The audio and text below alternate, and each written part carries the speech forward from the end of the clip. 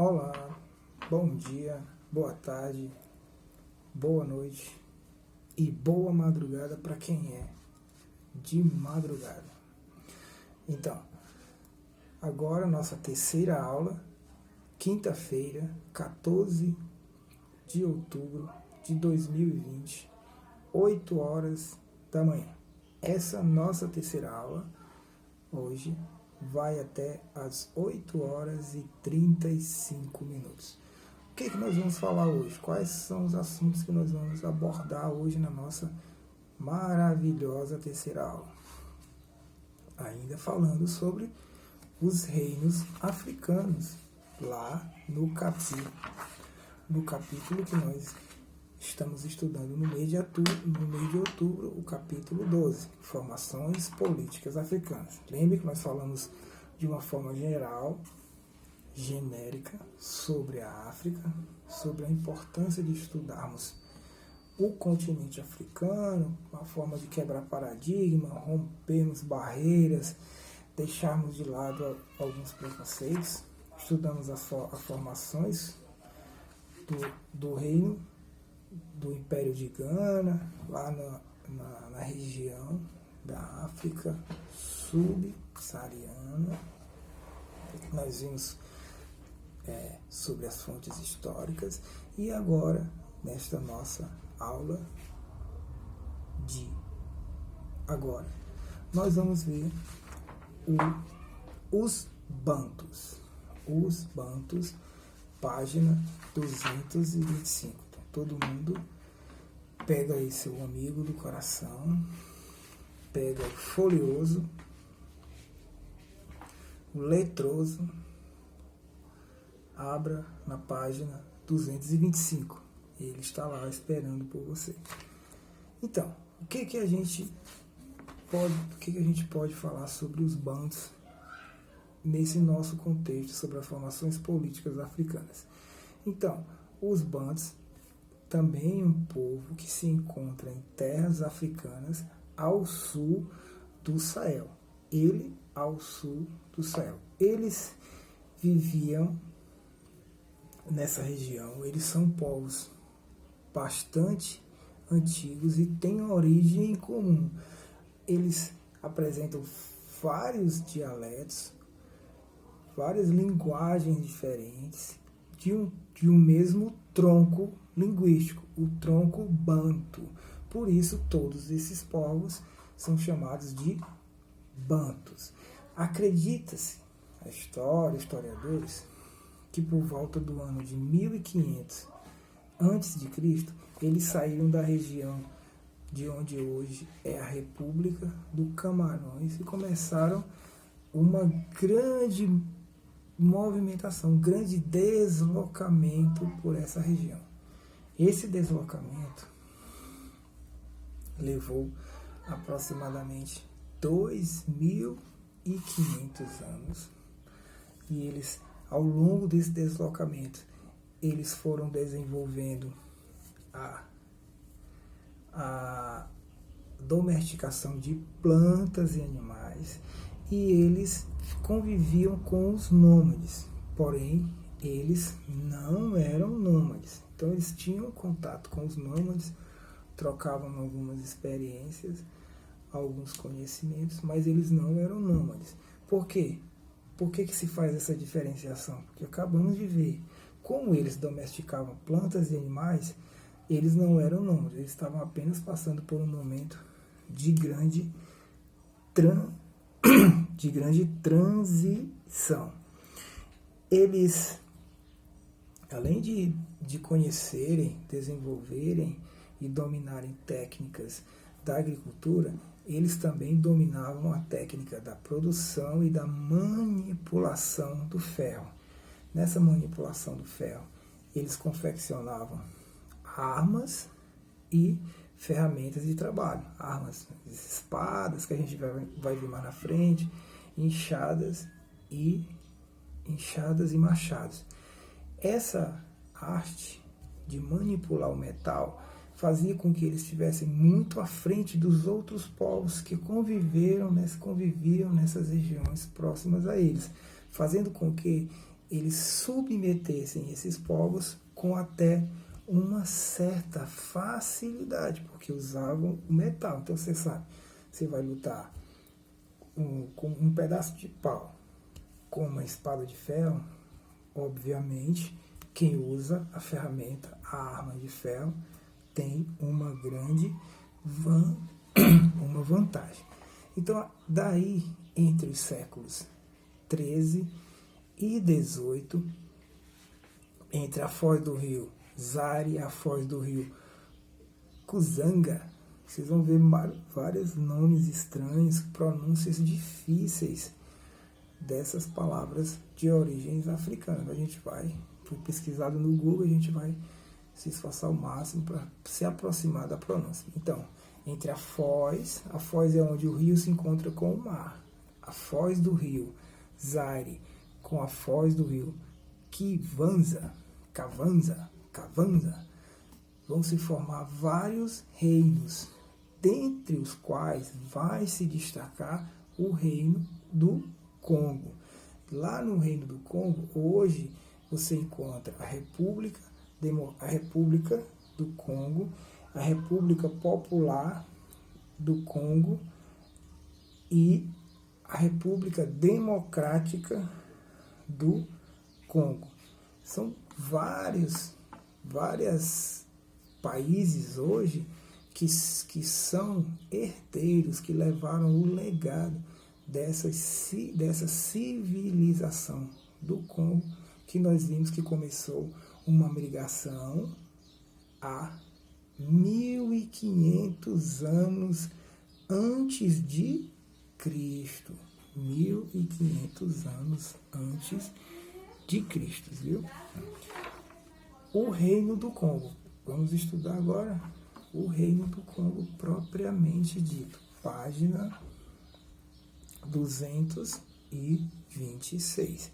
Então você agora vai para a página 226. Como era então esse reino do Congo que começou a se formar por volta de 1500 anos antes de Cristo? Que praticavam agricultura, a domesticação de animais e conheciam e dominavam a técnica de manipulação do metal. Então, como eram esses povos? Eles iniciam a sua história por volta do século XV e o território onde eles ocupam abrangia onde hoje fica parte do norte da Angola, sul da República do Congo, sudeste da República Democrática do Congo. Segundo a tradição, lá no século XIII, um povo do grupo de Bikong, ele vai submeter outros povos que falavam as línguas Umbundu e Kikongo. Então, esse grupo da etnia Bikong, ele vai submeter esses outros grupos menores, mais fracos. E um herói chamado de Nini Lukeni, ele vai submeter, ou pelo uso da força, através das guerras, da violência, ou de forma pacífica, ou através da cobrança de impostos, através da extorsão de dinheiro, ele vai submeter todos esses povos que viviam nessa região que nós vimos ali anteriormente, e vai então dividir e entregar a administração aos membros de sua linhagem, os seus parentes. Então ele vai conquistar esses povos menores através do uso da violência, através de alianças, casamentos, acordos econômicos e através da cobrança de impostos. Ele submete, divide em regiões administrativas e entrega para pessoas de sua linhagem administrar essa região. Então, sobre o comando então desse herói, que depois ele recebe o nome de Mani Kong, que é Senhor Congo, Mani Kong, que é o mesmo herói, o Nimi Likenzi, o Congo vai prosperar e ele vai dividir a essa região em províncias. Só agora ele vai dar o nome de províncias. Essas províncias elas vão controlar e administrar várias aldeias, as aldeiazinhas que ficam em torno da região principal. Só um minuto.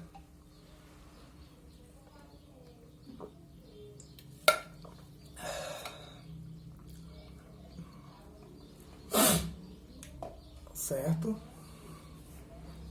Então, mas para manter o equilíbrio das forças de poder, manter a pacificação, ele vai deixar como chefe dessas tribos locais aquelas pessoas que tradicionalmente eram os líderes daquela região.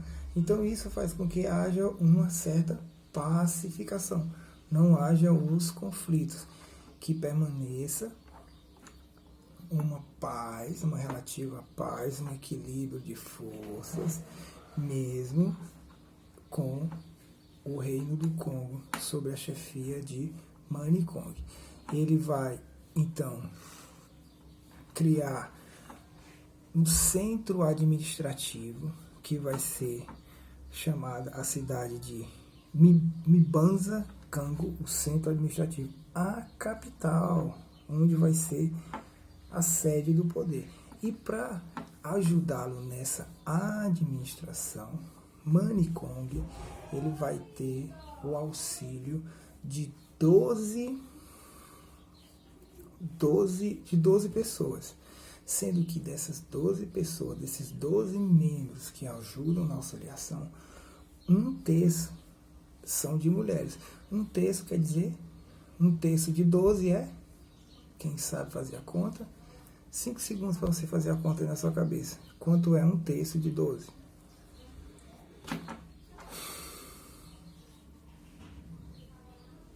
3. Ó, 3.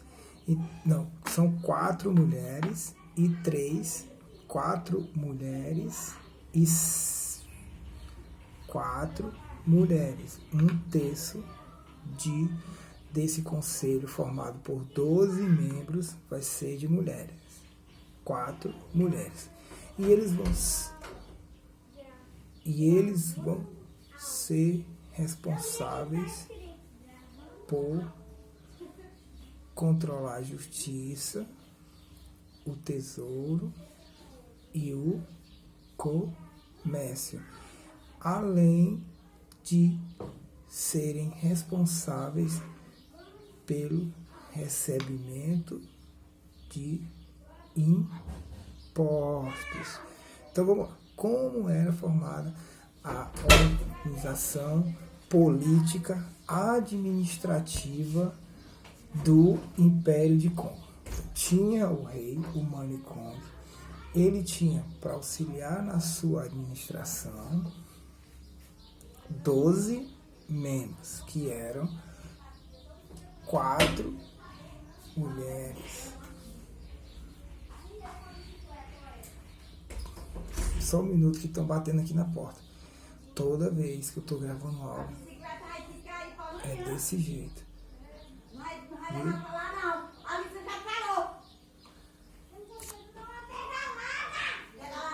Bom. Só um minutinho.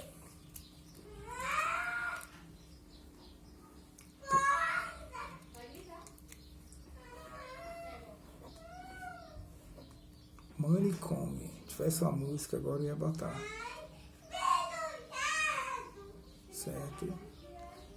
Então, a administração do reino do Congo províncias, onde ele deixou uma certa autonomia para os chefes das aldeias locais. Ele tinha 12 auxiliares, sendo 4 mulheres, que eram responsáveis pela justiça, pelo tesouro, pelo comércio e pelo recebimento do imposto. E como era a economia do reino Congo? Como era a economia? Então, a economia do reino Congo primeiro, as atividades econômicas eram divididas por gênero. Como por gênero? Homens tinham uma função e mulheres tinham outra função.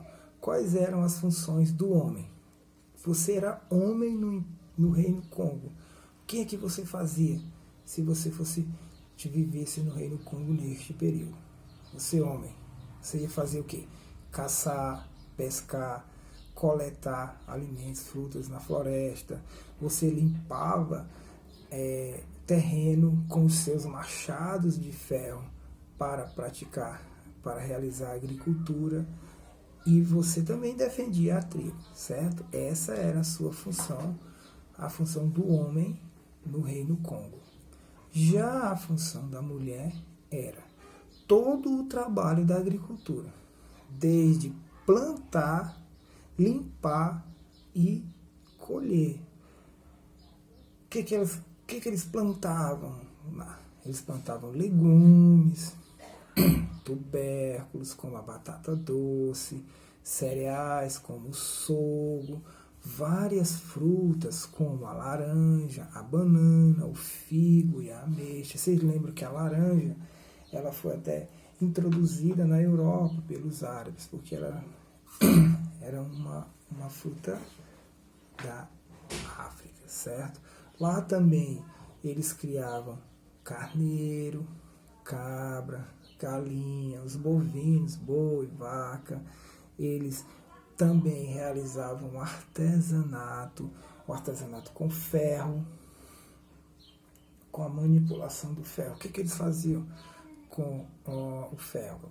Eles faziam, como eu disse antes, enxadas, machados, espadas, e também faziam artesanato com um tipo de palmeira que recebe o nome de ráfia. Ráfia é aquelas roupas, aqueles adereços bem coloridos que a gente vê na África.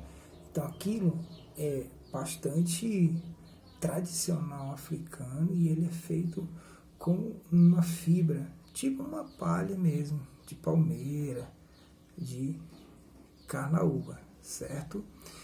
Eles também eram hábeis com o cobre e com a madeira. Também faziam artesanato com o cobre, que nós sabemos, já falamos sobre o cobre no começo do ano, e com a madeira. E por último, eles tinham um comércio bastante intenso, da capital, Manicapta, para o interior, do interior para a capital, levando e trazendo mercadorias, principalmente o ferro, o sal e o gado. E todo esse comércio ele era controlado rigidamente pelo governo. Ele tinha os preços controlados rigidamente pelo governo. Não era alocel, não. Tinha os preços tabelados. E havia uma divisão entre as aldeias e as cidades. As aldeias africanas eram chamadas de lubatas. As aldeias chamadas de lubata. Então, se você hoje ouvir a palavra lubata, você sabe que quer dizer aldeia. E cidades é mibanzas. Então, existia um comércio que era a troca de mercadorias entre a lubata e a mibanzas. Lubatas e mibanzas. Lá havia uma cobrança dos impostos, e esses impostos eram pagos com produtos in natura. Como produtos in natura? O que cada cidade, que cada aldeia produzia, ela pagava de forma natural. Por exemplo, as aldeias e as cidades do Nordeste, elas pagavam com alimentos, tecidos de ráfia, que era onde eram produzidos. As do Sul pagavam seus impostos com o quê? Com sal. Olha aí, sal.